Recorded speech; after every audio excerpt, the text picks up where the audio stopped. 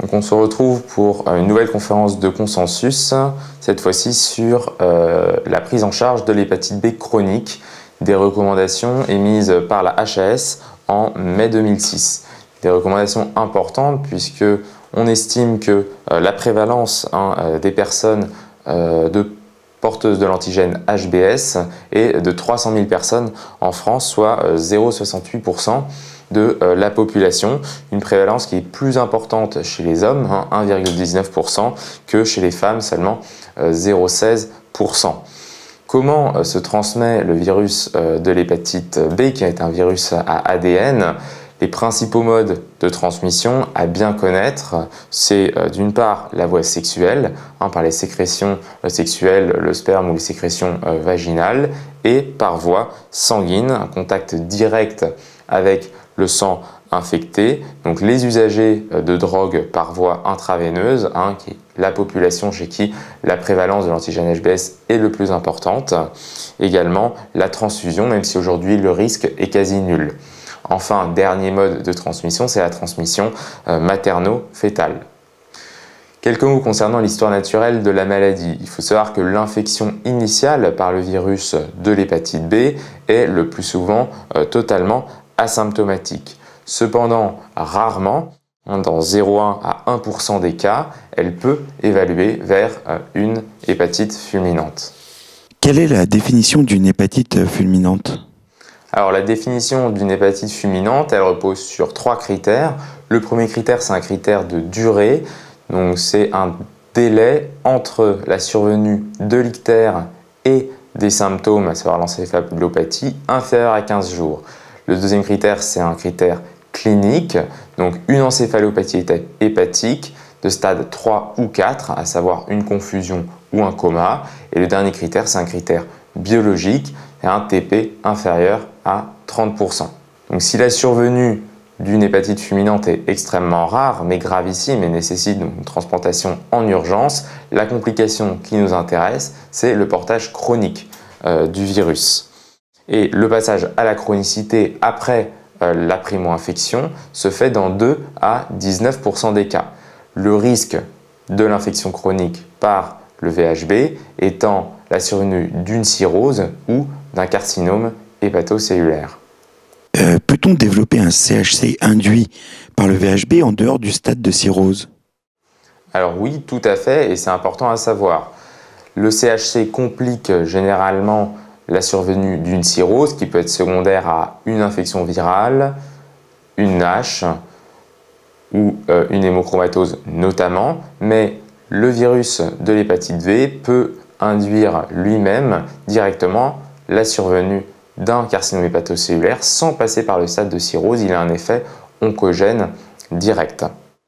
Alors ce qu'il faut savoir, c'est que les facteurs de mauvais pronostic de passage à la chronicité dans le cadre de l'infection par le VHB sont notamment un âge élevé, une co-infection VHB-VIH ou VHB-VHD et les autres facteurs de risque de cirrhose que sont les facteurs de risque cardiovasculaires, la surcharge en fer ou l'alcoolisme chronique.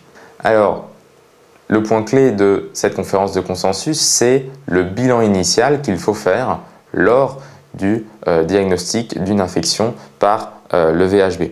La première chose, bien sûr, c'est confirmer le portage du VHB. Et là, c'est la sérologie hépatite B complète. En premier lieu, l'antigène HBS. On parlera d'hépatite B chronique si on a persistance de l'antigène HBS sur une durée supérieure à 6 mois. On dosera dans le même temps l'anticorps anti-HBS et également les anticorps IgM anti-HBC.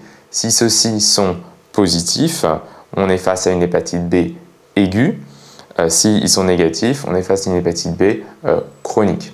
À noter que dans le cadre d'un sujet vacciné, la sérologie qu'on retrouvera sera antigène HBS négatif, il ne porte pas le virus. L'anticorps anti-HBC IgG va être négatif puisqu'il n'aura jamais été en contact avec le virus et l'anticorps anti-HBS sera lui positif puisque ça signe la vaccination. Donc la sérologie d'un patient vacciné contre l'hépatite B, c'est l'anticorps anti-HBs positif seul, isolé. Pour compléter le bilan, il faudra également faire l'anticorps anti-HBe et l'antigène HBe. Quel est l'intérêt de l'antigène HBe et de l'anticorps anti-HBe? Alors ça, c'est une question très intéressante, un petit peu délicate pour la virologie, assez spécifique. Donc tout d'abord, l'antigène HBe, il faut savoir que c'est un marqueur de réplication virale.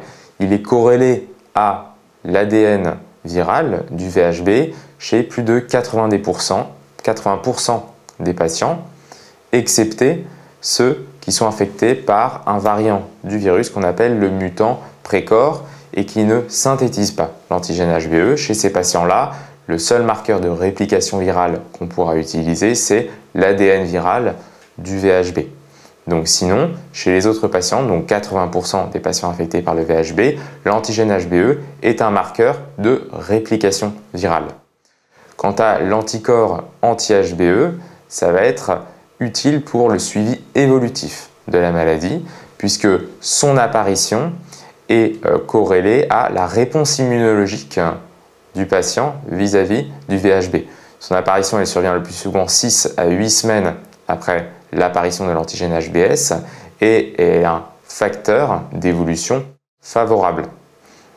En revanche, ainsi, on a toujours un anticorps anti-HBe qui est négatif à 3 mois après l'infection, c'est un facteur de mauvais pronostic. Donc la séroconversion HBe, l'apparition de l'anticorps anti-HBe est un des objectifs du traitement puisqu'elle est un facteur d'évolution favorable de la maladie. Alors quels sont les autres éléments à réaliser dans le cadre du bilan de l'infection initiale par le VHB? Il faut évaluer l'activité virale. Comme on l'a dit, l'antigène HBe en est un paramètre, mais pour tous, le meilleur paramètre pour évaluer l'activité virale, c'est l'ADN viral du VHB. Il faudra donc systématiquement le doser par les techniques de PCR dans le cadre du bilan initial. Le seuil de positivité étant plus de 100 000 copies pour l'ADN si l'antigène HBe est positif, plus de 10 000 copies si l'antigène HBe est négatif.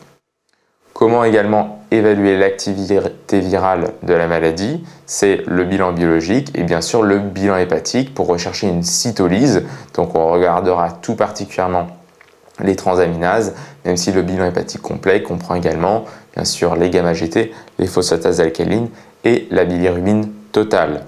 On complétera le bilan biologique standard avec une numération de formule sanguine et bien sûr le dosage de l'alpha-fétoprotéine avec dans le même temps une échographie abdominale pour rechercher des signes de dysmorphie hépatique, pour en faire évoquer une cirrhose, voire éventuellement éliminer la présence d'un carcinome hépatocellulaire qui est quand même rare au moment du diagnostic. Enfin, on l'évalue donc comme on l'a vu sur le plan biologique avec l'antigène HBe, l'ADN viral, les transaminases, mais l'activité, on l'évalue également sur le plan histologique. Et là, en première intention, dans le cadre de l'infection par le VHB, on réalisera une ponction biopsie hépatique avec le calcul du score METAVIR, sachant que les tests non invasifs type fibrotest, fibroscan ne sont pas recommandés en première intention dans l'infection par le VHB, contrairement à l'infection par le VHC. Enfin, comme dans toute pathologie, une fois qu'on l'a confirmé, évaluer son activité, il faut faire le bilan des comorbidités. Donc d'une part, rechercher les co-infections éventuelles. Donc systématiquement, on réalisera une sérologie VIH 1 et 2, une sérologie VHA, donc les IgG anti-VHA, une sérologie VHC, les IgG anti-VHC, et une sérologie VHD. Pour ce qui est du bilan des co-infections, des comorbidités, on recherchera les facteurs pouvant aggraver une hépatopathie. Tout d'abord, les facteurs de risque cardiovasculaire avec une glycémie à jeun, un bilan lipidique, dépistage de l'hémochromatose avec le dosage du coefficient de saturation de la transférine et cliniquement, il faudra dépister les éventuelles addictions, drogue intraveineuse, alcool, bien sûr. Enfin, le bilan préthérapeutique avec en particulier la recherche de contre-indication à un traitement par interféron. Donc ça associe un bilan clinique et paraclinique pour, d'une part, dosage des bêta-HCG pour éliminer une grossesse chez les femmes en âge de procréer, un ECG en cas de facteur de risque cardiovasculaire ou d'âge élevé, un examen ophtalmologique et éventuellement un avis psychiatrique chez les patients ayant des antécédents de troubles psychiatriques, puisque comme on va le revoir, c'est un des effets secondaires potentiels du traitement par interféron. Donc quels sont les objectifs de la prise en charge thérapeutique de l'infection par le VHB? Les objectifs, il y en a 4.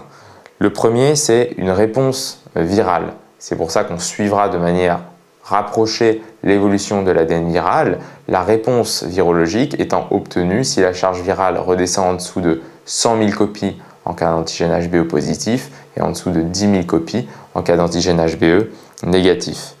Le deuxième objectif, comme je vous en ai parlé tout à l'heure, c'est une séroconversion. En premier lieu, la séroconversion HBe avec l'apparition d'anticorps HBe qui doit survenir dans les 6 à 8 semaines après l'apparition d'antigène HBs. Si elle n'est pas obtenue au bout de 3 mois, c'est un facteur de mauvais pronostic. Et parfois, on peut obtenir la séroconversion HBs, mais elle est rare. Le troisième objectif, c'est une normalisation des transaminases. Et enfin, le dernier, c'est une stabilisation, voire une régression des lésions histologiques. Alors, comment traiter cette hépatite B chronique?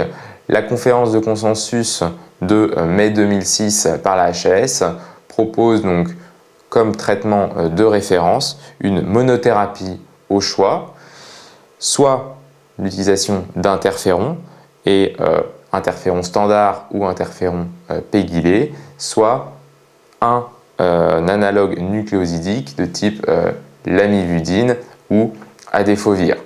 On veillera bien sûr à surveiller de manière rapprochée l'efficacité et surtout la tolérance de ces deux traitements. Quelles sont les complications du traitement par interféron? Alors c'est une question extrêmement importante. Les interférons sont des molécules que vous allez retrouver dans beaucoup d'items de l'internat, en particulier pour le traitement des infections par le VHB, le VHC, mais également dans la sclérose en plaques. Les complications du traitement par interféron, pour les retenir, il faut penser tout d'abord aux réactions locales au point d'injection, peuvent donner des rougeurs, des brûlures. Ensuite, il y a les complications générales et il y en a deux à retenir principalement. D'une part, ce sont les troubles de l'humeur qui peuvent se limiter le plus souvent à une irritabilité de l'humeur, mais parfois conduire à la survenue d'une dépression sévère chez 10% des patients, d'où l'importance d'un avis psychiatrique en cas d'antécédent de troubles psychiatriques avant de débuter un traitement par interféron. La deuxième principale complication, ce sont les dysthyroïdies. Il faut donc effectuer avant le début du traitement et ensuite tous les 3 mois pendant la durée du traitement un dosage de la TSH. Enfin, on a d'autres effets secondaires qui peuvent survenir, mais relativement peu spécifiques, à type d'asthénie, d'anorexie, de troubles du sommeil. Quels sont les autres paramètres de la prise en charge d'une infection par le VHB? Il y a différents points qu'il faudra retenir. Donc, d'une part, toujours penser à l'indication de la transplantation hépatique. Là, les indications sont assez restreintes. C'est si jamais l'infection par le VHB s'accompagne d'une cirrhose Child C ou alors un carcinome hépatocellulaire avec soit une lésion unique de moins de 5 cm ou alors 3 nodules de moins de 3 cm chacun. Les mesures associées, et ça c'est extrêmement important à retenir, c'est là-dessus que vous gagnerez des points sur une question de l'hépatite B, c'est penser bien sûr à la prise en charge à 100%, la LD30 et toutes les mesures associées. Donc l'éducation thérapeutique avec les règles hygiéno-diététiques, l'arrêt de la consommation d'alcool, la prise en charge des facteurs de risque cardiovasculaire éventuellement associés, donc le sevrage tabagique, la réduction pondérale, le traitement d'une éventuelle hypertension ou diabète associé qui sont des facteurs pouvant aggraver l'hépatopathie. Chez les femmes en âge de procréer, la contraception efficace, indispensable en cas de traitement par interféron. Pour prévenir les co-infections, une vaccination systématique contre le virus de l'hépatite A, si elle n'a pas déjà été faite, si le patient n'est pas immunisé.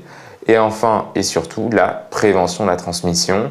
Donc bien sûr, les rapports sexuels protégés, une contre-indication absolue et définitive au don du sang. Et enfin, le dépistage de l'entourage, en particulier les partenaires sexuels.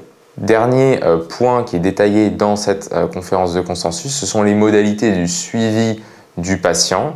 Donc s'il n'est pas nécessaire de retenir les durées, la fréquence de tous les éléments de suivi, il est quand même important d'avoir des notions globales. Chez les patients qu'on décide de ne pas traiter par interféron ou par analogue nucléotidique, le suivi va être tous les 6 mois avec un suivi biologique, donc les transaminases, un bilan hépatique complet et l'alpha-fétoprotéine. Et enfin, une échographie abdominale, un suivi donc morphologique, échographie abdominale tous les 6 mois et un suivi bien sûr virologique avec antigène HBE et ADN du VHB tous les 6 mois. Chez les patients qu'on décide de traiter, eux, il ne faut pas les perdre de vue. En particulier les patients sous interféron qui doivent être suivis une fois par mois, les patients sous analogue nucléotidique une fois tous les 3 mois. Et chez ces patients, il y aura un suivi virologique avec bien sûr antigène HBE, anticorps anti-HBE pour voir s'il y a séroconversion et l'ADN du VHB qui est le marqueur de référence de la réplication virale.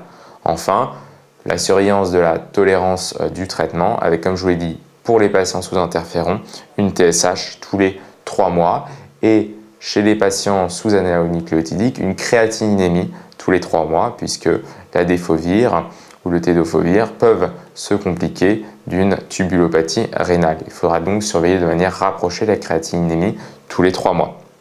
Enfin, à l'arrêt du traitement, si on a obtenu la réponse virologique, bien sûr, continuer à suivre le patient pour surveiller l'absence de réactivation de la maladie avec des transaminases et un ADN du VHB tous les 3 mois.